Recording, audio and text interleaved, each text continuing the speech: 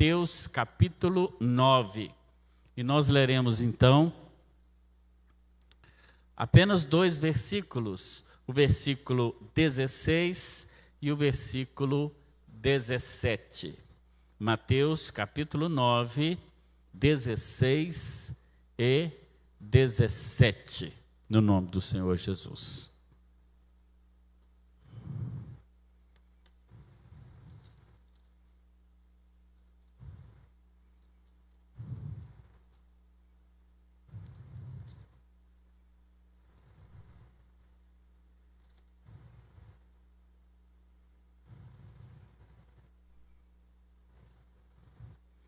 Amém? Amém, irmãos? Diz a palavra de Deus assim: ninguém põe remendo de pano novo em roupa velha, pois o remendo forçará a roupa, tornando pior o rasgo. Nem se põe vinho novo em vasilha de couro velha. Se o fizer, a vasilha ou odre, como aparece na maioria das traduções, rebentará, o vinho se derramará e a vasilha estragará. Ao contrário, põe-se o vinho novo em vasilha de couro ou em odre novo, e ambos se conservam. Que Deus abençoe a sua palavra lida no nosso coração. Amém, irmãos? Graças a Deus. O nosso Senhor Jesus é extraordinário e as suas palavras sempre são extraordinárias. E aqui mais uma vez ele usa daquilo que podemos chamar da linguagem figurada, de um exemplo do dia a dia conhecido daqueles seus contemporâneos, para explicar uma verdade espiritual tremenda. Ele usa 2 exemplos, 2 metáforas para explicar algo espiritual de profundidade imensa. Ele fala sobre o remendo que é colocado no pano novo. O remendo novo que é colocado no pano velho, exatamente, obrigado. E depois ele fala do vinho novo, que é colocado na vasilha ou no odre velho. Me ajuda aí, que o Tico e Teca aqui não está funcionando bem hoje não, viu, Manadia? Mas que encerram uma mesma verdade espiritual.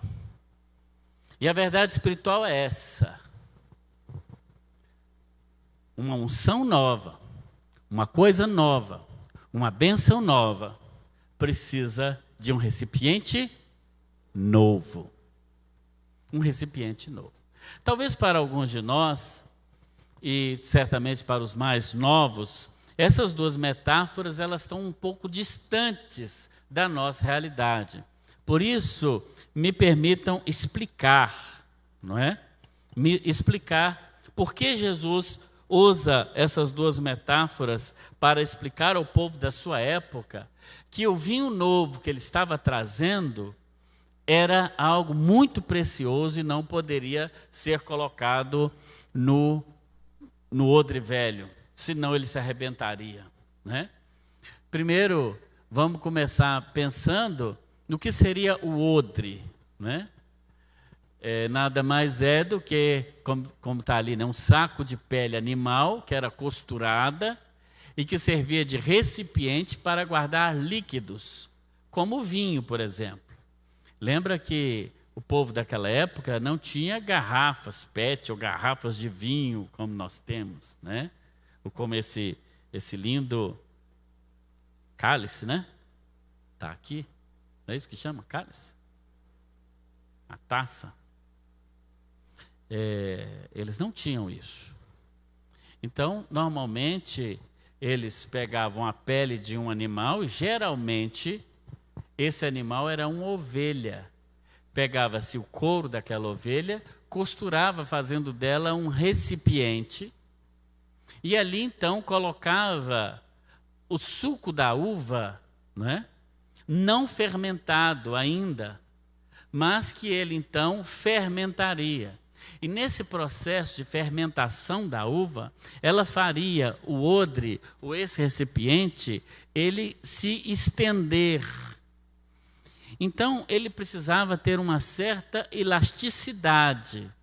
Porque se ele já estivesse velho, ele já tivesse sido usado para esse processo com outra bebida, quando aquela bebida nova fermentasse e forçasse as suas paredes, vamos dizer assim, ele estouraria, ele arrebentaria, ele não daria conta daquele poder, digamos assim, que o vinho, nesse caso agora, o suco de uva fermentado, transformado em vinho, e era um processo bem natural, não tão artificial como hoje são feitas as bebidas, né? Principalmente essas bebidas como o vinho, que não são destiladas, mas são fermentadas, não é?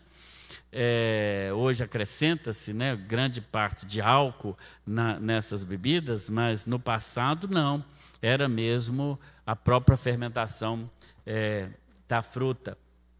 Nesse caso, então, o odre precisava ser novo. Mas por que Jesus usa essa metáfora? Eu estou começando pelo versículo 17, estou indo na ordem inversa do que Jesus falou. O versículo 17, onde ele fala exatamente do vinho novo, que deve ser colocado também num odre novo, num recipiente novo. Por que ele usa isso? O que seria para Jesus, então, o odre velho?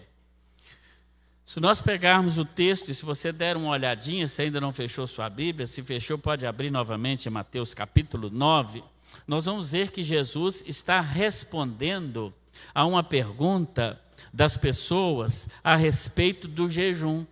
No verso 14, alguns discípulos de João, no caso João Batista, perguntaram a ele: por que nós, os fariseus, jejuamos, mas os seus discípulos não jejuam, não fazem isso? O jejum era uma prática dos judeus, que o cristianismo adotou como sua também. O jejum é uma prática cristã. No entanto, os judeus realizavam essa prática como um mero ritual religioso. E o jejum, ele não pode ser, como nenhuma disciplina espiritual, apenas um rito religioso.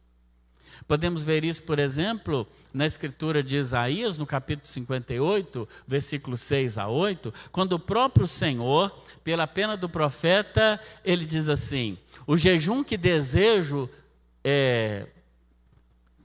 seria o seguinte, né? O próprio Deus está dizendo o seguinte: será que o jejum que eu desejo não é este? Soltar as correntes da injustiça, desatar as cordas do jugo, pôr em liberdade os oprimidos e romper todo o jugo? Não é partilhar sua comida com o faminto, abrigar o pobre desamparado, vestir o nu que você encontrou e não recusar a ajuda ao próximo? Aí sim, diz o Senhor através do profeta, a sua luz irromperá como a alvorada e prontamente surgirá a sua cura, a sua retidão irá diante de você e a glória do Senhor estará na sua retaguarda. Porque como os judeus faziam? Eles eram muito especiais e muito sérios em levar os ritos da sua religião a serem cumpridos. Eles jejuavam, eles inclusive, na palavra de Jesus, entregavam inclusive o dízimo da hortelã e do cominho que eles plantavam na sua casa. Mas, no entanto, se eles vissem alguém caído na rua, ele não atendia.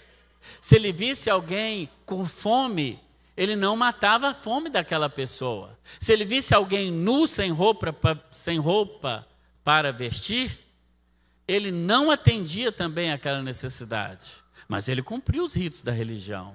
Ele ia à sinagoga, ele fazia suas orações, ele jejuava. Mas na hora de demonstrar essa religiosidade na prática, ele errava. Ele não fazia. Então, não que Jesus estivesse condenando o jejum de maneira alguma, mas ele estava condenando uma prática religiosa dissociada de uma prática na vida do dia a dia, no chão da vida. Assim, ele está condenando e chamando de odre velho, de recipiente velho, de coisa mofada, aquela religiosidade que simplesmente não trazia transformação nenhuma para a vida das pessoas. Era só religiosidade. Mas também podemos tomar isso como Jesus querendo nos ensinar que, para receber o vinho novo, que é o próprio Jesus, nós também precisamos ter uma vida nova.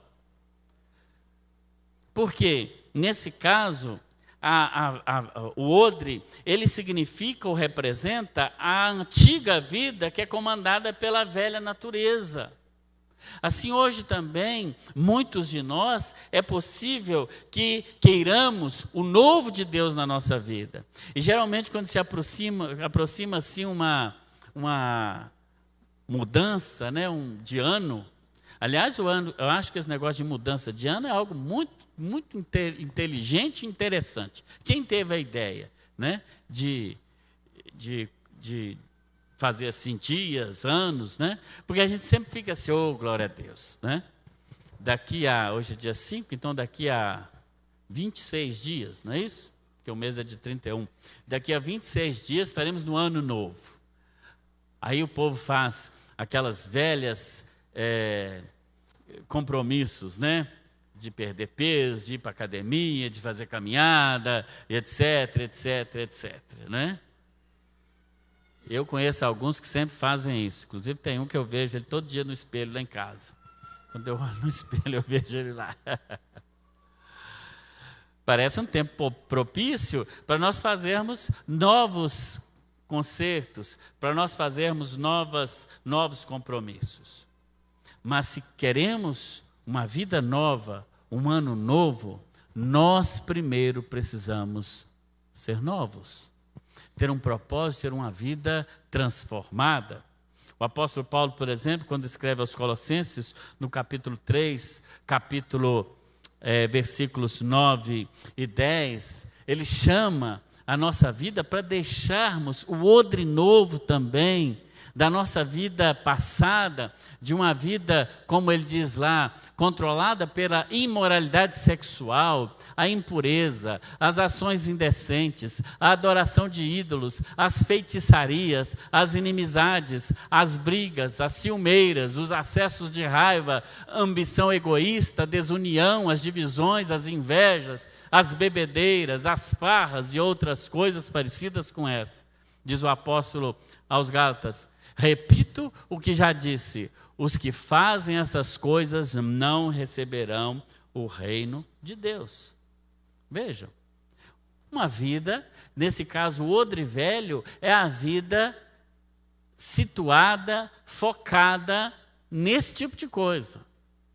Precisamos estarmos, sobretudo quando estamos prontos a participar da mesa do Senhor, sobretudo quando vislumbramos já um novo ano, deixarmos. Você identificou alguma coisa da sua vida que está nessa lista?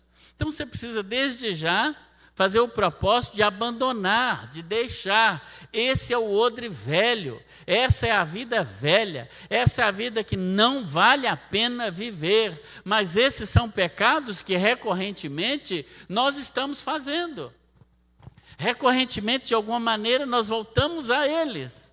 E o Senhor está dizendo, olha, nós precisamos deixar isso de lado. Isso é o odre velho.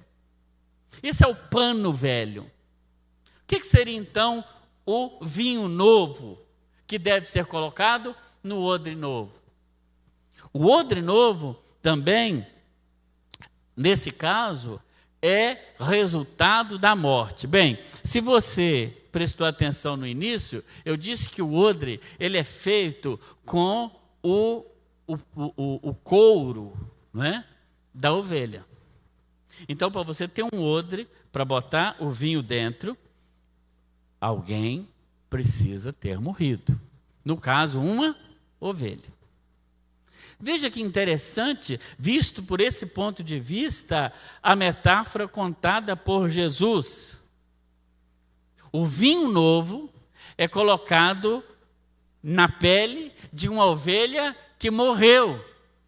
Isso me parece muito com a palavra, por exemplo, de João Batista, quando vê Jesus e diz aos seus discípulos sobre Jesus: eis aí o Cordeiro de Deus que tira o pecado do mundo. Nesse caso, Jesus, ele mesmo, estava de alguma maneira ensinando que ele próprio havia dado a sua vida, a sua própria vida, em resgate de muitos. Ele mesmo que trazia o vinho novo, que certamente é a nova notícia, o evangelho, as boas novas, esse vinho poderoso que não cabia na religiosidade judaica, esse vinho que Jesus trazia com a própria presença dele, novo, fermentado, poderoso, não podia ser colocado num odre velho, numa estrutura velha, numa estrutura ultrapassada de religiosidade, apenas mofada já. Precisava, sim, de uma nova estrutura. Assim, o próprio Jesus se apresenta como o vinho, mas ele é também o odre. Ele também deu a sua própria vida por nós, para trazer para nós esse vinho novo. Alguém teve que morrer. É interessante quando nós pensamos sobre essa perspectiva e vemos, por exemplo, em Gênesis, já no capítulo 3 do livro de Gênesis, você sabe, Gênesis no capítulo 1, Gênesis é o primeiro livro da Bíblia. O capítulo 1 fala da criação de todas as coisas. O capítulo 2 fala da criação dos seres humanos, feito de maneira especial por Deus, a imagem e semelhança do Senhor. Amém? Você acha que você é feio? Não, né? Não tem ninguém feio aqui. Domingo à noite fica todo mundo bonito, né? Né, Nadir? Você não é feio, não. Você é lindo. Amém? Se vocês não ficassem com raiva de mim, eu até ia falar para alguém falar com outro: você é lindo, mas eu sei que vocês não gostam de ficar repetindo as coisas. Não é, Isabel? Mas você é imagem, semelhança de Deus. Imagem e semelhança de Deus. Mas o capítulo 3 de Gênesis fala do pecado, fala da queda. Fala do homem e da mulher quando eles erraram o alvo estipulado por Deus para eles. História triste, não é? Você acha que a história do pecado é uma história triste? Você acha, Gilberto e Aline? Tristíssima. Porque ali é a história da queda do ser humano, da separação, como escreve depois Paulo aos Romanos, dizendo: todos pecaram e estão separados, destituídos da glória de Deus. Todos pecaram quando Adão pecou, quando Eva pecou, toda a humanidade pecou junto. E toda a humanidade, a partir dali, está separada, destituída da glória de Deus. Mas é interessante que no próprio capítulo 3 de Gênesis, que fala da queda do ser humano, logo o Senhor também fala da redenção do ser humano. Se nós olharmos, por exemplo, no capítulo 3, o versículo 15, Gênesis 3,15, se tiver como colocar para mim, não sei quem está lá na técnica hoje, mas colocar para mim, Gênesis 3,15, Fernanda, coloca aí para nós, Fernanda, em nome de Jesus, Gênesis 3,15, a sentença já do Senhor Deus, para a mulher e para a serpente. Ele diz à serpente: eu porei inimizade entre você e a mulher, entre a sua descendência e a descendência dela. Este ferirá a sua cabeça, Eva ferirá a cabeça da serpente, e você lhe ferirá o calcanhar. Eva representando ali toda a humanidade, porque se toda a humanidade caiu com Eva, a mãe e os homens falam: foi Eva que fez o homem pecar, não é isso? Marido, a gente gosta de falar com as esposas, né? O Adão falou isso com Deus, lembra? Essa mulher que o Senhor me deu. Mas se em Eva, olha que maravilha, presta atenção. Toda a humanidade cai. Quando a Bíblia diz assim, a descendência da mulher ferirá a cabeça da serpente, ela está referindo a quem? A Jesus. A Jesus. Ou seja, no capítulo mais triste da Bíblia, que é Gênesis 3, o capítulo realmente mais terrível de toda a Escritura é Gênesis 3.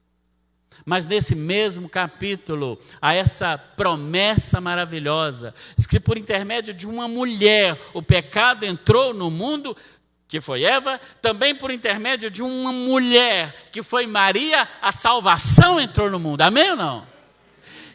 Se por intermédio de um homem, que foi Adão, o pecado entrou no mundo, por intermédio de um homem, que foi Jesus, a salvação entrou no mundo. A descendência de Eva, lhe ferirá a cabeça. É Jesus, como diz o escritor sagrado, em breve esmagará debaixo de vossos pés a serpente terrível. Amém ou não, irmãos? E sabe quem tem essa autoridade dada pelo Senhor para esmagar a cabeça da serpente? Não sabem. Então, quando eu perguntar, você fala assim, bem alto, eu, tá bom? Amém ou não? Sabe quem tem autoridade dada por Jesus Cristo para esmagar a cabeça da serpente? Amém. A igreja do Senhor Jesus Cristo recebeu esse poder, essa autoridade dada pelo próprio Senhor Jesus para fazer isso. Em Gênesis 3 ainda, eu vou pedir a Fernandinha para botar lá para mim, no versículo de número, espera que eu tenho que achar, 21. Coloca aí, Fernanda, 21 agora. Não, é Gênesis 3, 21. Amém? Isso. Que versículo tremendo. Diz assim, isso depois do Gênesis 3, 15. Adão e Eva estavam peladão. Eles olharam e falaram, nós estamos pelados, escondidos. Deus olhou e falou, Adão, cadê você? Eu estou aqui escondido. Nós estamos com vergonha. Olha o que Deus fez. O Senhor Deus fez roupas de pele e com elas vestiu Adão e sua mulher. Pele é de quê mesmo?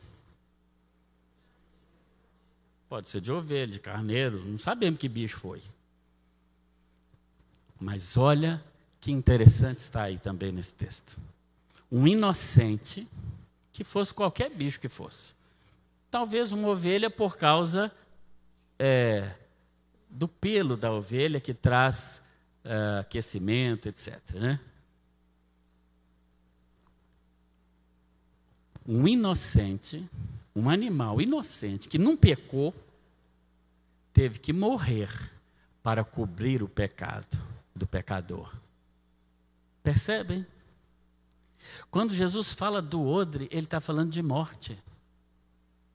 Quando Jesus ensina sobre o odre, que precisaria ser novo para receber o vinho novo do Senhor, ele está falando para mim e para você, que desde o início, e Jesus cumpre isso, o Cordeiro de Deus que tira o pecado do mundo, agora no Novo Testamento, ele é tanto o sumo sacerdote, ou seja, aquele que oferece a oferta pelo pecado, mas ele é a própria oferta. Ele é o próprio Cordeiro, ao mesmo tempo que ele entrega, porque Jesus não morreu. Ele deu a sua vida, como diz o Evangelho de João capítulo 10. Ele deu a sua vida para tornar a tomá-la. Ele não simplesmente morreu, nem foi assassinado. Ele se deu, porque ele quis. Porque estava aí já na palavra do Senhor a promessa de que ele iria fazer isso. E por causa do meu pecado, por causa do seu pecado, ele derramou a sua vida, a sua alma na morte, como escreveu o profeta Isaías, para nos salvar. Portanto, sabe quem é esse odre que precisa receber esse vinho novo? Na hora que eu perguntar de novo, você vai dizer assim, eu, tá bom? Portanto, você sabe quem é esse odre novo que precisa receber esse vinho novo? Glória a Deus. Glória a Deus. Só que esse odre precisa se renovar a cada dia, para estar sempre novo, para sempre receber uma unção nova. Uma unção fresca do Senhor cada dia, para nos fazer viver, para nos fazer existir, para nos fazer vencer as situações que nós vivenciamos no nosso dia a dia. Não pode colocar o vinho novo no odre velho, porque o odre velho não vai resistir. Ele vai, como diz lá na Bahia, né? Ele vai pocar. Ele vai ser extravasado. Ele vai se arrebentar. E o que é o vinho novo, então? O vinho novo é o Evangelho. E o Evangelho precisa de um recipiente completamente novo, porque o Evangelho, como diz Paulo aos Romanos, capítulo 1, versículo 16 e 17, é o poder de Deus para a justiça de todo aquele que crê. O Evangelho, então, é aquela substância divina que é colocada dentro de nós, na pessoa do Espírito Santo, que fermenta em nós. O dínamo do Espírito Santo, o poder do Espírito Santo, e nos faz viver uma vida completamente liderada, dirigida, presidida pelo Espírito Santo de Deus. O Espírito Santo de Deus na vida de um crente, ele não pode ser apenas residente, mas ele tem que ser presidente.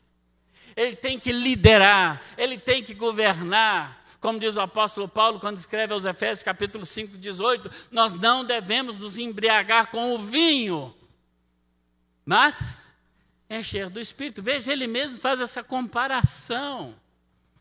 Quando nós falamos de vinho, nós estamos simplesmente falando de uma bebida que fermenta, mas assim como o vinho, o Espírito Santo também precisa estar dentro de nós, como essa força divina, para nos fazer avançar no nome do Senhor Jesus. É uma ordem, enchei-vos do Espírito, diz o apóstolo Paulo aos Efésios, capítulo 5, 18. E chegamos então na outra metáfora, agora do versículo 16, que talvez muitos, hoje em dia, não compreendem. O remendo novo que é colocado no pano velho. Diz assim o Senhor Jesus: ninguém põe remendo de pano novo em roupa velha, pois o remendo forçará a roupa, tornando pior o rasgo. Muita gente hoje em dia não mais remenda suas roupas, não é verdade? Mas na minha época fazia isso ainda. Quando minha mãe morreu, eu tinha apenas 7 anos de idade. E fui morar com minha avó. Está ali meu irmão Eliseu, mais velho. Dá um tchau a Eliseu para o povo te ver. Hoje ele está feliz, que ele é atleticano e tudo mais. Está feliz com a beleza. 50 anos não é pouco tempo não, gente. Hein? E aí a vovó era o seguinte, a gente brincava, não é essas brincadeiras Nutella que vocês têm hoje não, era brincadeira raiz, entendeu? Era abrir uma caixa de papelão e escorregar para o morro abaixo, era carrinho de guia, a gente chamava carrinho de guia, aí fala carrinho de rolimã, mas a gente chamava carrinho de guia. Porque ele tinha uma guia na frente, né? Aqui não tinha freio não, irmão. Aqui ele descia para aquelas ruas. Quando não tinha asfalto, descia para a pedra abaixo, que aquele saía até faísca. Quando inventaram o asfalto, aí que foi bom. O problema é que inventaram o asfalto e acabou o joelho. Irmão, aquilo quando dava uma derrapada assim, aquilo você batia a poupança no chão assim, saía arrastando. Chegava em casa com a situação aqui na retaguarda meio esquisita. E a vovó era interessantíssima, criativa, que era uma beleza. O negócio era, por exemplo, uma roupa azul. Roupa azul. A vovó, aquele já estava velho. A vovó pegava um remendo laranja e sapecava naquilo, meu filho. E você tinha que sair para aquilo para a rua. Como é que sai com aquilo, gente? E quando lavava? Era aquele pano cru? Ou seja, o remendo novo no pano velho. Quando molhava o pano cru do remendo novo, né, irmã Nadir? Ele encolhia. Aí puxava o pano velho. Ficava pior, irmão. A gente não tinha coragem de sair na rua. Os adolescentes de hoje não têm esse problema. Dá glória a Deus aí, irmão, que você não tem esse problema. Que era tenso. Era tenso. É a metáfora que Jesus está contando. Não faz parte da nossa vida hoje mais, graças a Deus. Você não pode pegar um remendo novo no pano velho? Lá no cara está prestando atenção, gracinha. Não pode pegar um remendo novo e botar no pano velho, que ele vai acabar rasgando o pano velho. Não vai funcionar. Assim também. É um desperdício fazer isso. Você nem consertou o velho e nem aproveitou o novo. Nesse caso, a roupa nova é uma vida renovada do Senhor. Precisa ser uma roupa nova. Porque o Espírito Santo, ele não remenda, ele renova a nossa vida. A sua vida, olha aqui para mim, em nome de Jesus. Ela não pode ser remendada. Não tem remendo para o ser humano. Ela tem que ser transformada completamente. É uma roupa nova que Jesus quer te dar. Uma roupa espiritual, é claro, é disso que eu estou falando. Uma veste nova que o Senhor quer te dar, de salvação. Lembra da história do filho pródigo? Que ele vem da terra lá do inimigo, onde ele se desbandeirou, como dizia minha avó, todinho, e volta. A Bíblia diz que ele estava morto e reviveu, que ele tinha se perdido e foi achado, e o pai manda vestir roupa nova nele. A roupa nova, querido, chama-se salvação, e o Senhor quer salvar a sua vida. Ele quer te transformar completamente. É a santificação para aquele que já foi salvo, como diz Paulo aos Efésios capítulo 4, nós devemos nos despojar ou tirar o velho homem e nos revestir de uma roupa completamente nova. Nós também que somos salvos. Precisamos ter uma vida diferente. Porque haverá um dia que depois de salvos, depois de santificados, nós seremos glorificados. E a Bíblia diz no Apocalipse, tanto no capítulo 3, versículo 15, quanto no capítulo 7, versículo 14, que nós receberemos vestes brancas. E diz lá a palavra de Deus, aqueles que lavaram suas vestes e as alvejaram ou tornaram brancas no sangue do Cordeiro, seremos uma multidão incontável de pessoas que estarão na presença do Senhor, para receber então esse último estágio da nossa vida, que é a glorificação. Portanto, hoje à noite, quando nós nos reunimos como igreja para celebrar a ceia do Senhor, eu queria que viesse à nossa mente essa metáfora contada por Jesus. A do odre velho, que não pode conter o vinho novo. A do remendo novo, que não pode ser colocado na roupa velha. Ambos falam dessa realidade espiritual maravilhosa. De que com o Senhor, tudo precisa ser novo. Uma nova vida, é para isso que Ele nos chama. O vinho novo é a própria presença, é o próprio propósito, é o próprio poder do Senhor Jesus trazido para a nossa vida. Mas como eu disse, é preciso morrer. Para receber a nova vida que o Senhor Jesus quer que nós vivamos, precisamos morrer. Precisamos morrer para nós mesmos. Precisamos morrer para o nosso orgulho. Precisamos morrer para tantas coisas que nos têm distanciado de Deus. O Senhor Jesus disse, quem quiser me seguir, deve negar-se a si mesmo. Tomar cada dia a sua cruz. E aí então, essa pessoa está apta a nos seguir, ou a me seguir. Quando participarmos hoje da ceia do Senhor, estaremos participando simbolicamente desse sacrifício do Senhor Jesus na cruz do Calvário, onde esse pequeno cálice, não é? com suco de uva, ele representa o vinho novo, representa o sangue do Senhor Jesus derramado na cruz, representa que Jesus, para nos dar salvação, ele morreu em nosso lugar. Você não precisa morrer. O salário do pecado é a morte, mas Jesus já morreu por nós. Jesus já entregou sua vida por nós. Nesta noite, quando participarmos também do pão, que simboliza exatamente o corpo do Senhor Jesus Cristo, entregue na cruz do Calvário também. O pão feito de trigo, não é? Que é amassado, triturado, como o corpo de Jesus foi. Está nos dizendo exatamente isso. É preciso morrer. Para ser odre novo, é preciso morrer para nós mesmos.